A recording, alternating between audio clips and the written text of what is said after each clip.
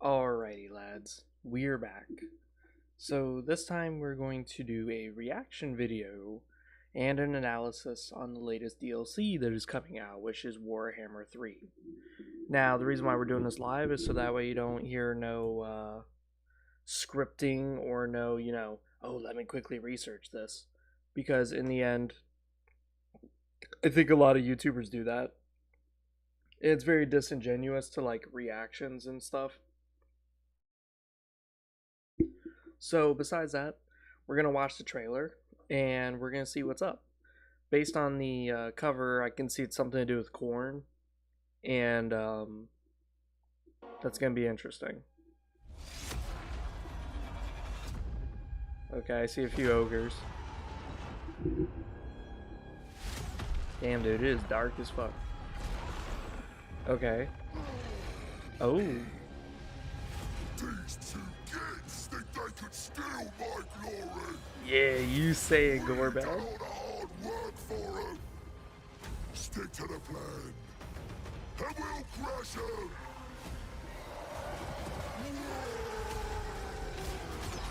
Oh shit.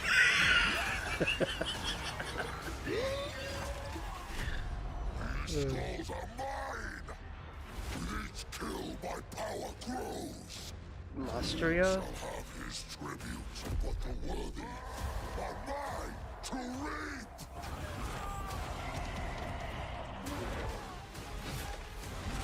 Oh man, that's gonna suck if it's in Lustria. We're gonna make a killing here.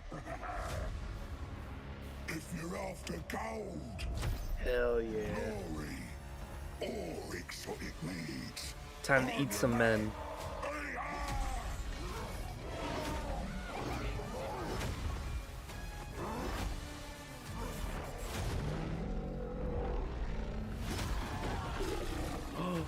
The colossal squig.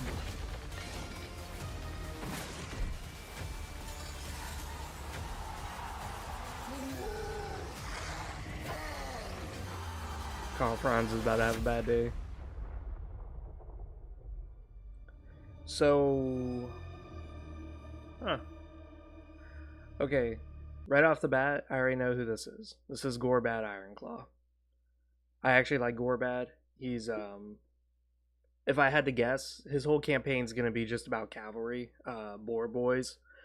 My only issue with that is that Wurzag is amazing. Wurzag gives like 40 charge bonus to Savage Boar Boy Biggins. So they have like 130 charge. How is Gorbad gonna compare to that? I don't think he will. So I think already Gorbad might be a little weak. Weaker than what they're probably planning. Unless he does something else.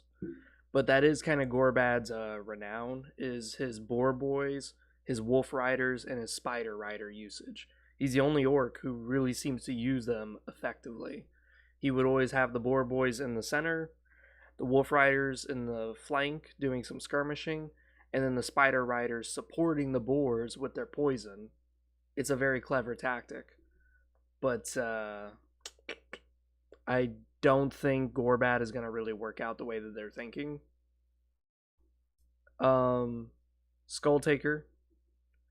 They kind of did a bit of a lore mix-up already, but judging by the trailer, it looks like he starts in Lustria. Yeah. If he starts in Lustria, that is awful. He is going to be the most ridiculously hard campaign I've probably seen.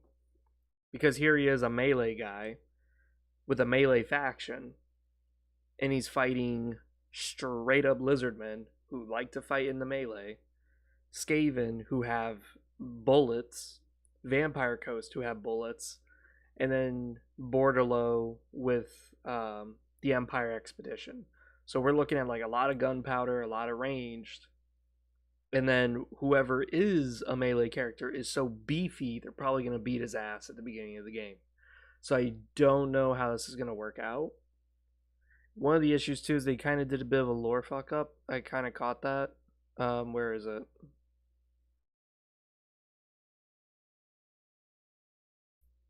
Because yeah, here it is. So this character is the only. This is the only reason why I remember this character in the lore is because he is the only corn worshiper who doesn't kill you when he duels you. Basically, what it is he defeats you, beats you to shit, and then if I recall correctly, his hand like glows on fire. So when he touches your face, all of your face like disintegrates except for your skull, and then he just takes it. So that's gonna be weird. As I said, I kind of don't like the choices they've been doing for Chaos. I think they could have done someone much cooler, like Abrax or Bacchus the God Slayer. Those could have been cool choices for Korn. Something else that's kind of weird is that they have way too many Lord killers on Chaos's side. They have Wolfric the Wanderer, who's like his whole thing is, oh, I challenge people and then we fight to the death, and then I assassinate lords. They have Sigvald the Magnificent, who does the same thing. Um, I just don't understand why they keep doing this. They keep selecting lords who are good at fighting other lords, and before you know it, Chaos is just full of the same character, basically. So I'm wondering, how are they going to spice up this guy's campaign mechanic unless they do something different? Like, if he kills the enemy lord, then his entire army gets like 10 melee attack, or uh two what was it 200 extra weapon strength, something like that. If they did a mechanic like that for Skull Taker, it would probably work, and it would be more interesting to chase after an enemy's lord and say, come on, I need to kill you, because if I kill you, my army gets a huge buff. Like, that could be a very interesting way of doing it. But besides that, I think they keep choosing weak characters. Like, they could have even chosen a Norskin champion, Egil Styrbjorn. I think I pronounced that right. He's this Norskin champion who devoured to Korn, and he's got these two giant blazing axes. That would have been cool. They could have even chosen another demon like Kabinda. Kabinda is very popular. He's even like higher in the rankings than Scarbrand. So they could have chosen that. Why they chose Skull Taker, I don't know. Maybe they want just a lord who rides on a juggernaut, because he rides a juggernaut. So I think that's kind of like the flavor of this campaign, is that this campaign is all about this campaign seems to be all about horses, probably. Like, here's boars, here's juggernauts, but I'm not sure about Goldfag. Goldfag would probably not, because he doesn't ride a horse. And judging by Goldfag's position here, it seems like he's starting in the Norskin Waste. What I hope they do is I hope that they make Goldfag an actual horde, not a ogre like most of the ogre factions. I hope that they keep Goldfag as an actual horde, where he just walks around, he is his own camp, and that's it. Although I will say, I can barely see it, but he's got negative income. 3,928 gold a turn. Shit. I don't know what these numbers indicate by the camps.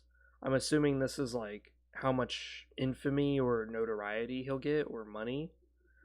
Because again, Goldfag Maneater is the first Maneater. He was the very first mercenary. Fun fact, his favorite thing to eat is actually hobbits, because they're so fat and juicy. But Goldfag Maneater's whole lore is that he travels. And this is the reason why he would never be a leader for the ogres, is because he moves around like way too much. So I do hope that they keep him as a actual horde. But I am curious, because I didn't see anything new with the ogres, so are they doing anything with them? Because I don't see any new units. Oh, wait, I see it. Yetis. They're putting Yetis in the game. Ah, yeah. Yetis are like a distant cousins of the ogres, so they are related.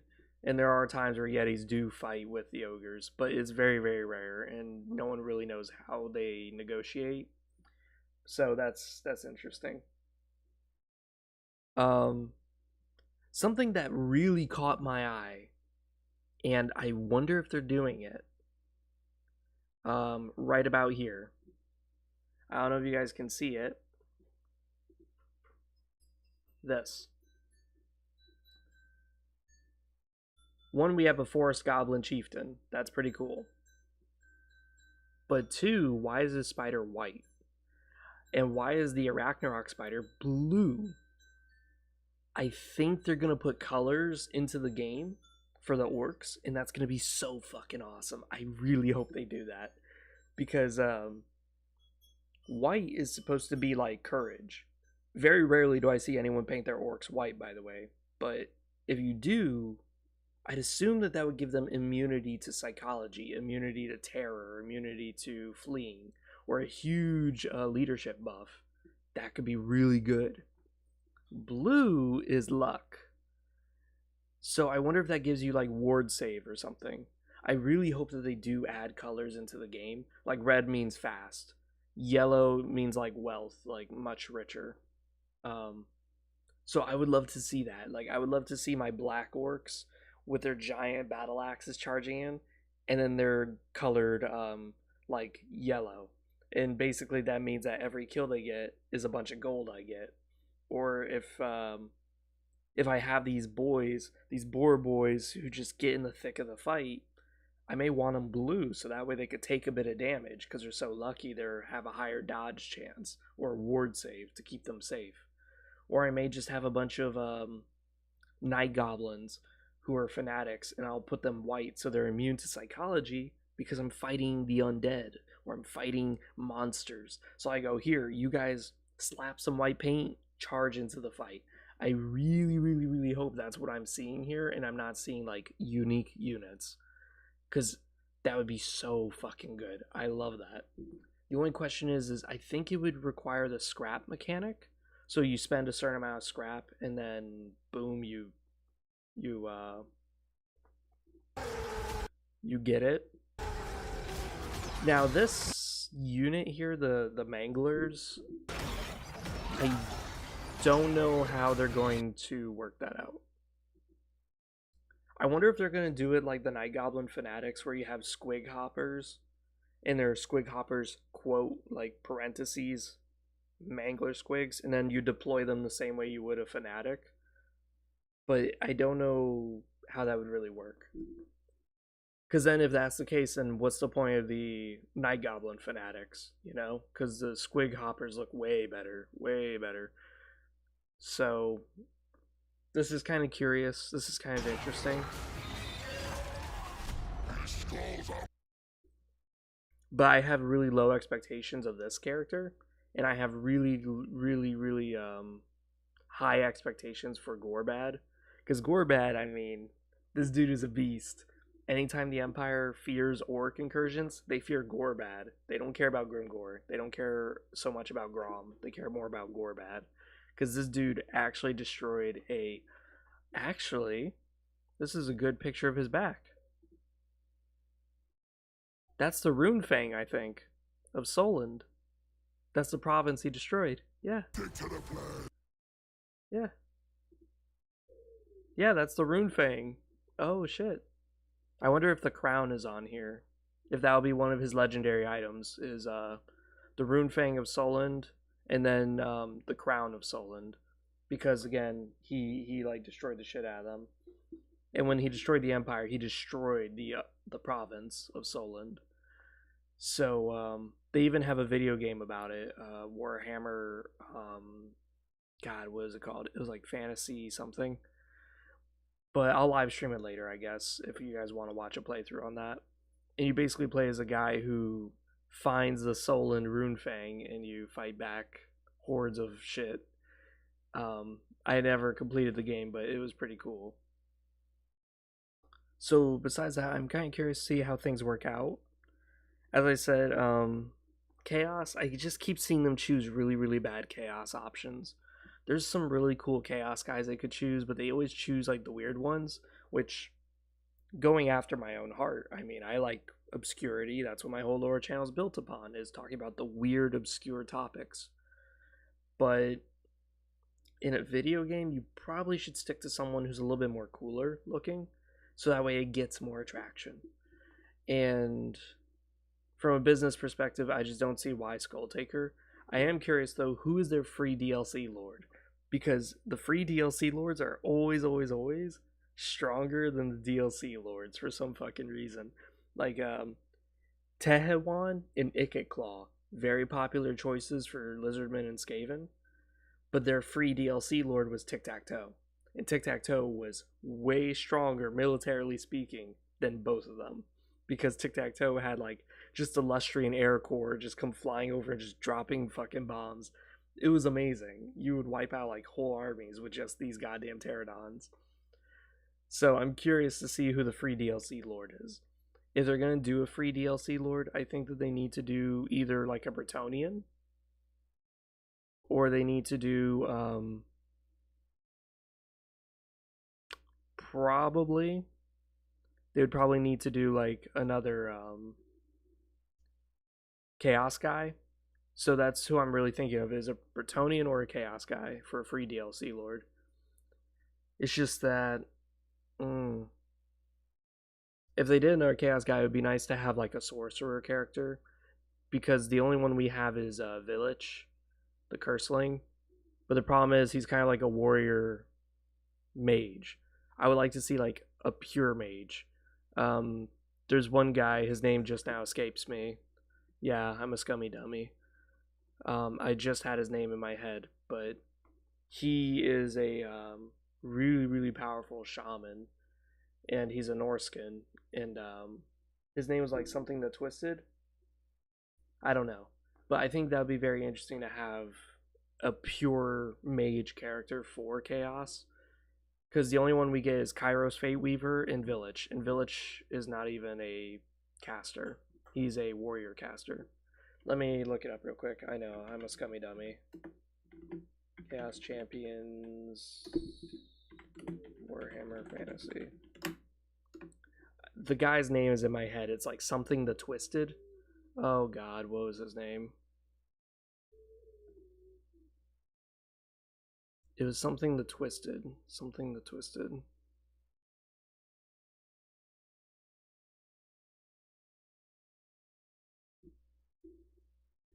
Like when they chose Valkia, I thought it was kind of weird. Okay.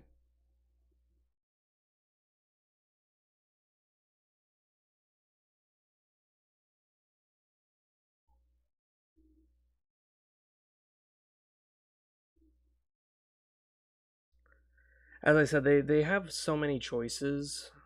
I'm just shocked that they choose the ones that they choose. Like Valkia, the Bloody was a weird one. I was really hoping that when they did Valkia, I'll just forget about it. I'll remember it when the stream's over, probably.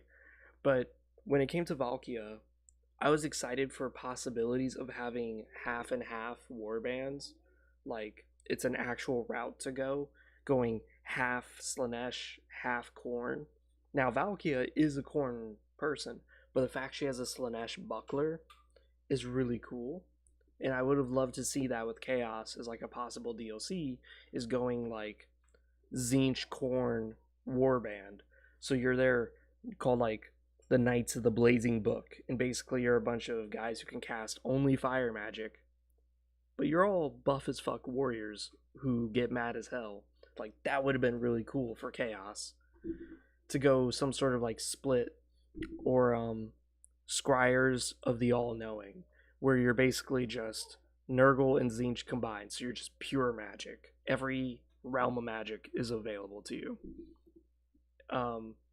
There's a lot of things they could have done, but unfortunately, they kind of chose the route that they chose, which is always weird to me.